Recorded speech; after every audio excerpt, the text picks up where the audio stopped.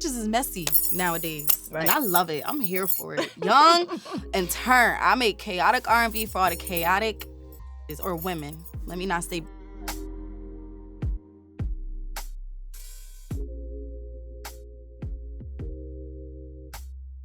What's going on, y'all? I'm Mia Bell. Welcome back to another episode of BET Talks, featuring singer-songwriter Sweet with a lot of bit of spicy, okay? Rising star, Honey Baby. Hi, how are you today? Miss Spicy. I am doing very well. A little bit. Little bit? Just a little bit. A lot of that. A lot of it. But I love it, though. Thank you. I love it, and I think that is what a lot of people are gravitating to.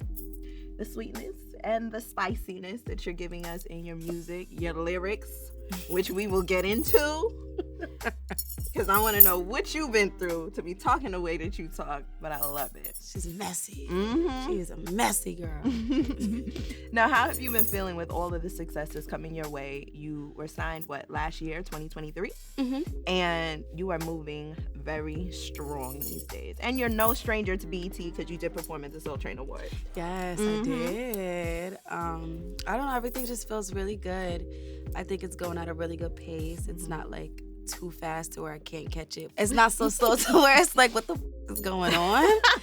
But I'm really enjoying it. I'm really just trying to take everything in and like settle into this new life, this 360 that's happening, or 180 that's happening. See, you're the first person to say 180. Everybody be saying 360 because they don't know, but yes. This is not a circle. This is just a complete turn of events. Absolutely. Yeah.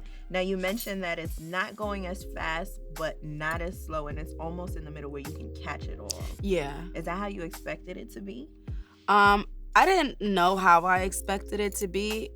I just knew I was going to be here. Right. I know that's right. Like, that's all I knew, but I'm just very thankful that it's going at the pace that it is going. You know, sometimes you do want things to, like, move faster. You're like, I want this, I want that. Mm-hmm. But sometimes you're, like, your journey is made for you, and the way it happens is good because I'm prepared for whatever is coming towards me. Absolutely. At the pace it's coming. Because if it was going like too fast, I would probably be like, what the hell?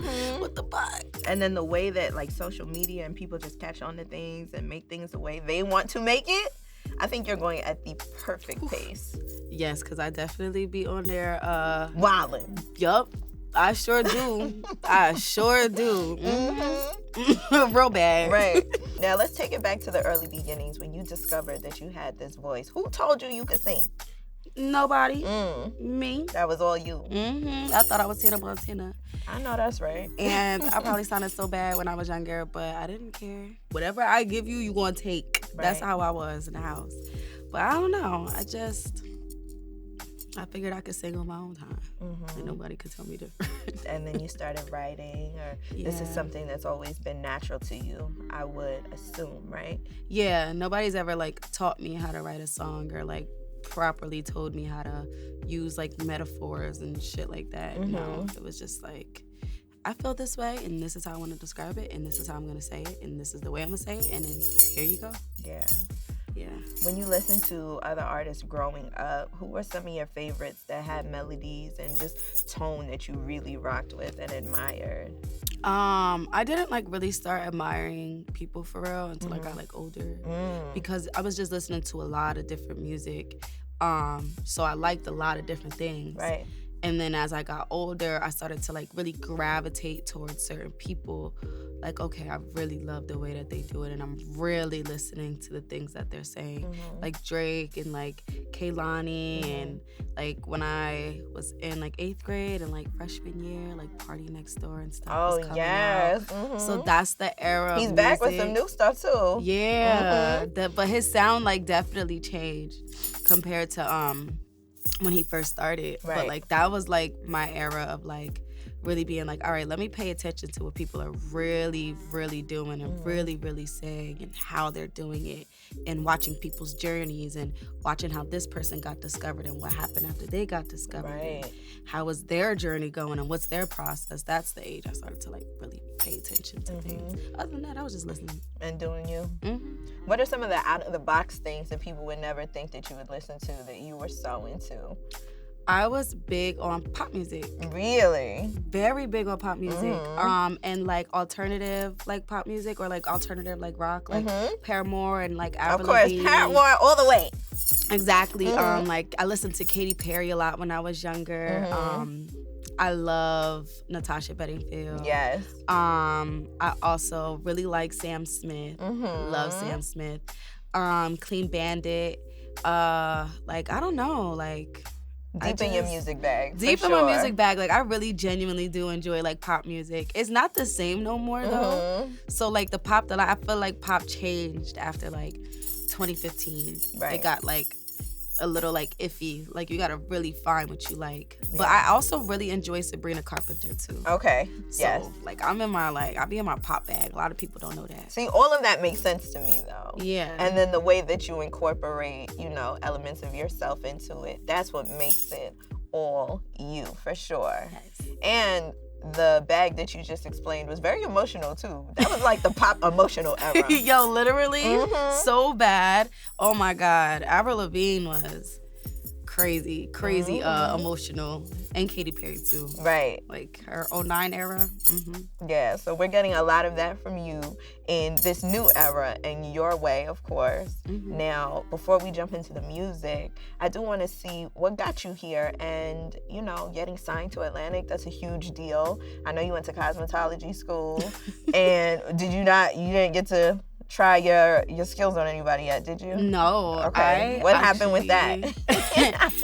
When I was in cosmetology school, they tricked me to do the whole cosmetology program. I originally went to do nails. Okay. And they were like, oh, you should just do the whole course. Like, you could learn everything. And I got there, and I was like, this is not what the I expected. So when I was doing cosmetology school, I was making YouTube videos. So I didn't really care for cosmetology school. I just went. Like, because they were like, you need to figure out what you need to do, and I was like, you want to know what? Like, I need to make some type of money or try to make something of myself in the process of trying to do what I love. But then I ended up doing YouTube videos, and then I was writing music at the time too. Like, I just came out as like Honey. So I was in school editing videos and writing music and doing everything besides what I should have been doing. Right. Then like I would just not go to school. I wake up and be like, I don't want to be in there with them people. Oh my God. So I dropped out. And last time I went there was for both my best friends' graduations. They both graduated and I didn't. I hated it. Like I hate Robert Fiance.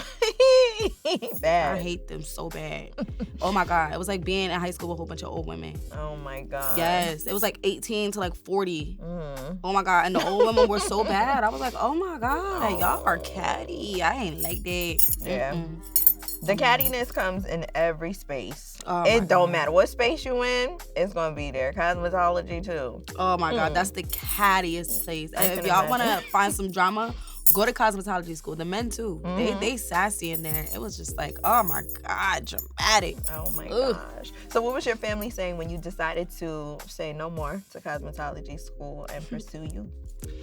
They couldn't say nothing because nobody put me through cosmetology school but me. Right. That was all that was all my hard-earned money that I worked for. I put myself through school. I signed up for school by myself. I did all of that by myself. So when I was done, nobody could say nothing to me. Right. Like nobody could be like, why would you stop? This is not your business. Right. Like, and that's a part of the journey too. Yeah. Having that control to do whatever you want to do. I definitely had a lot of control. Once I like hit 18, I was in control of everything, so nobody could say nothing to me about anything.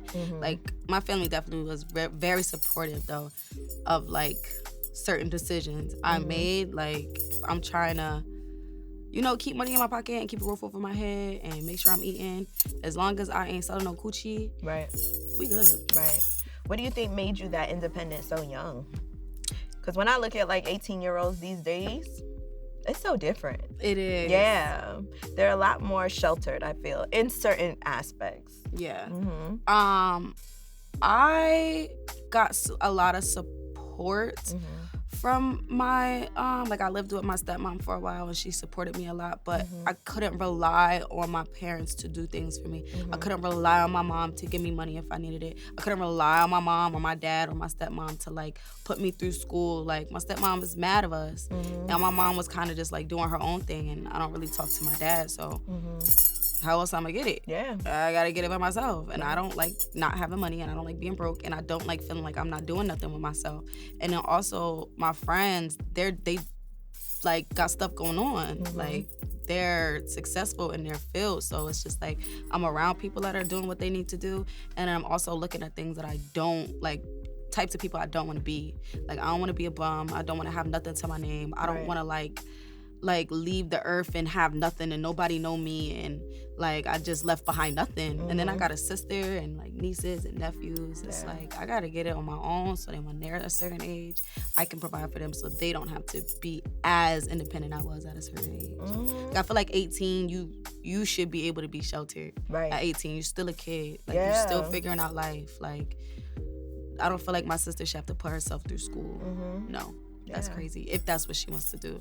Like, no, I feel like 18 is a good age to be sheltered, and like you could be able to figure everything out freely and not feel like, oh my God, I need to do this, I need to do that, I need to have this, I need to have that, da da da. Yeah. Like comfortably move. Wow. So, but you know what?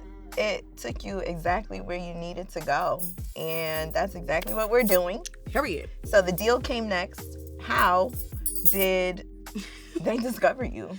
Well, my manager found me in 2022, August of 2022. Okay, shout out to K-Mac. Shout out to K-Mac. Found me in August 2022, and then I met James. So it was James and K-Mac. Okay. They like are like one and two about you. Yeah, like they bulldogs.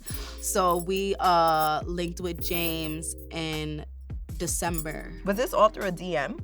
So the K-Mac situation, somebody see me on Instagram and was like, oh, like, I want you to meet with this man. And I was like, I don't want to meet with this man. Like, I don't know. This like, man? Yeah, like this man. I was just like, at that time of my life, like I was still in the club, and I was just like, yo, like I don't got time for people to be playing with me. But I got up, I went anyway, and thank God I did.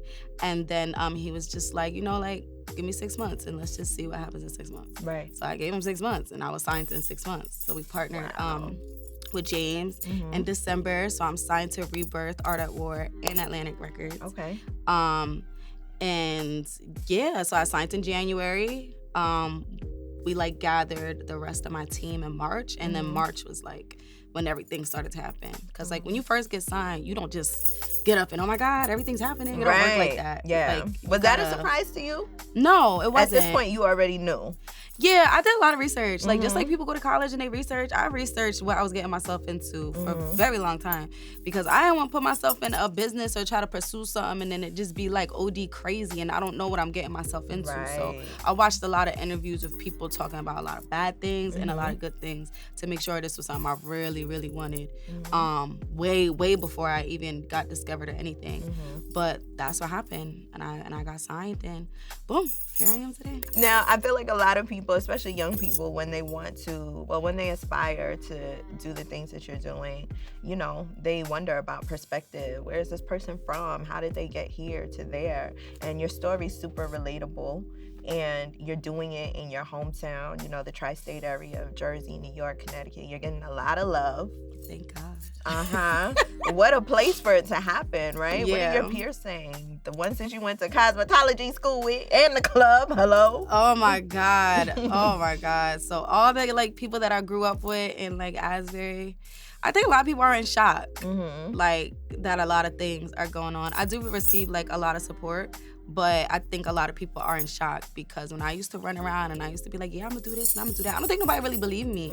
And then, but I'm not surprised that people didn't believe me, because where we're from, it's like, girl, how you gonna get that to happen to you? Right. So I don't think a lot of people believe me. So when they started to see things moving and then started to see, all right, this girl got signed.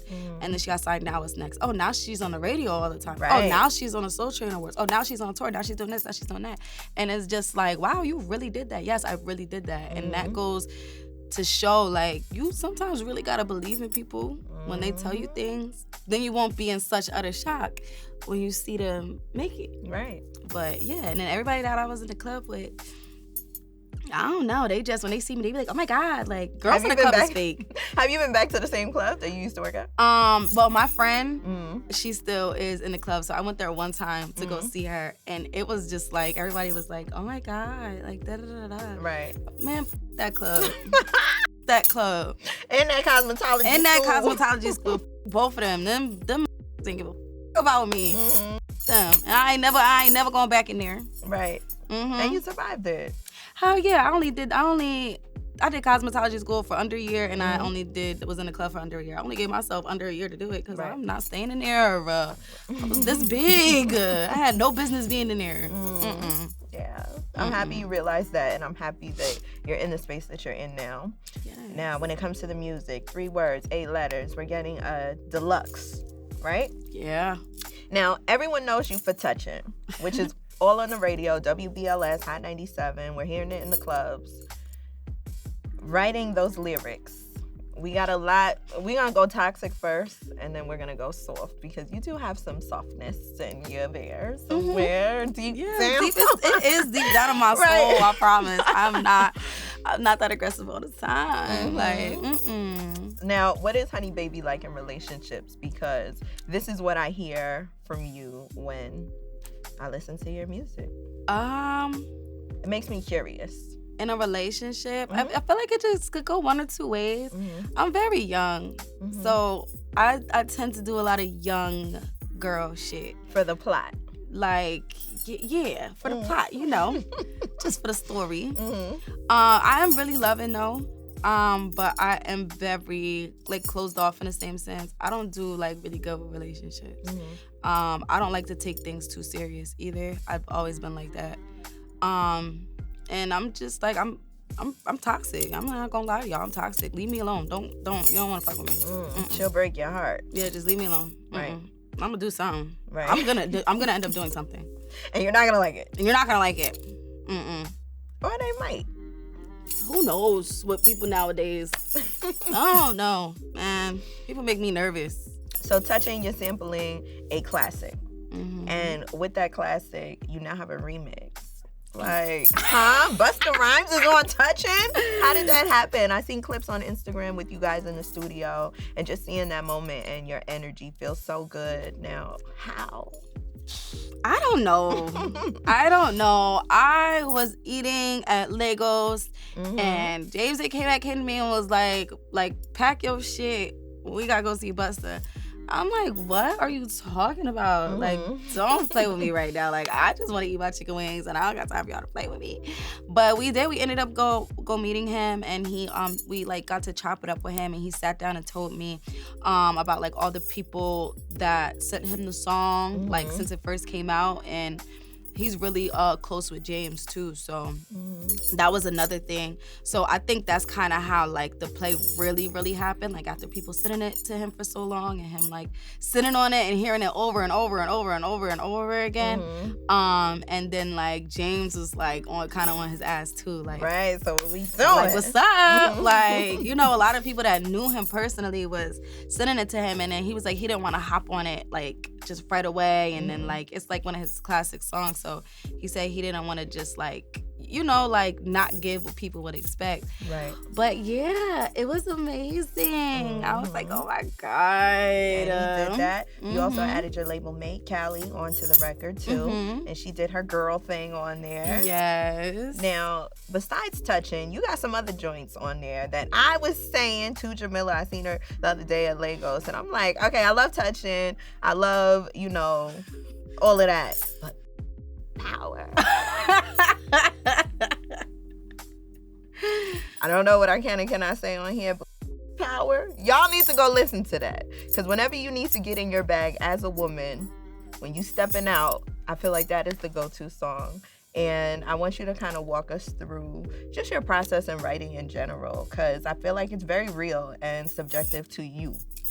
It depends on where I'm at. When I'm home, I take my time. I take a lot of time, and I sit on the beats, and I sit and all right, how am I feeling today? What do I want to talk about? What do I want to say? When I'm in the studio though, I don't take that much time. When I'm in the studio, it's all right, we got this amount of time. Let's try to get some hot shit in this amount of time. So it's you gotta use that time to your advantage, but make it productive. Right. So in the studio, it's all right, find a beat, really like the beat. And if I'm working with another writer, we'll go in and we'll do freestyles, and then we'll comp the freestyles to what sounds good, and then we'll put the words on it, and then you got a song. Or if I'm by myself, I do the same thing. But I'll just do multiple until it sound good. Yeah. And then I just sit and write it. But that's like the studio process, like a freestyle. Mm-hmm. You go in there, you freestyle it, and then you try to find melodies and flows, and then whatever comes out, if it sounds good, you write to it. And if it don't, just move on to the next thing. To the next. Yeah. Do you have any studio must-haves that have to be in the room with you when you're recording? Hennessy and pineapple juice, a cup of ice. Hennessy and pineapple juice. What else? A cup of ice, like really good ice, and I need to eat. Like, I am the worst person when I'm hungry. Mm-hmm. Everybody knows that. Mm-hmm. So I need to eat, like, whether before I go or after I go, but always while I'm in there too. Like, it can never be like, if I didn't eat before I go, I still have to eat when I'm there, and then I have to eat after.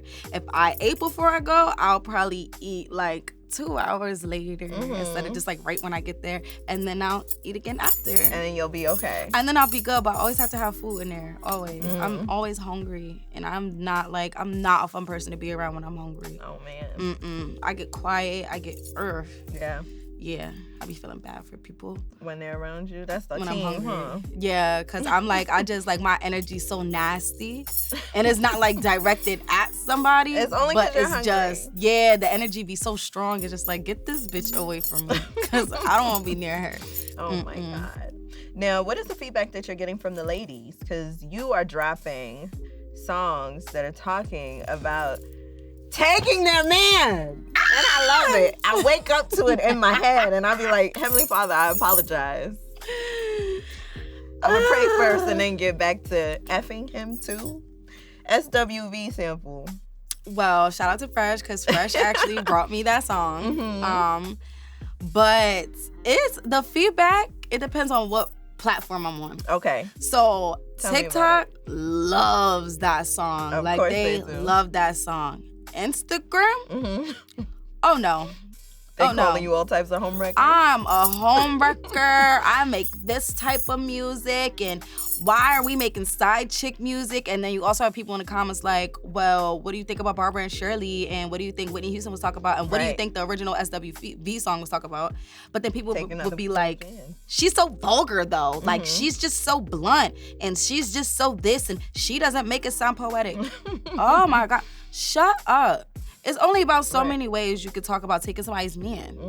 How do you want me to say it? Right. Better vulgar than anything else.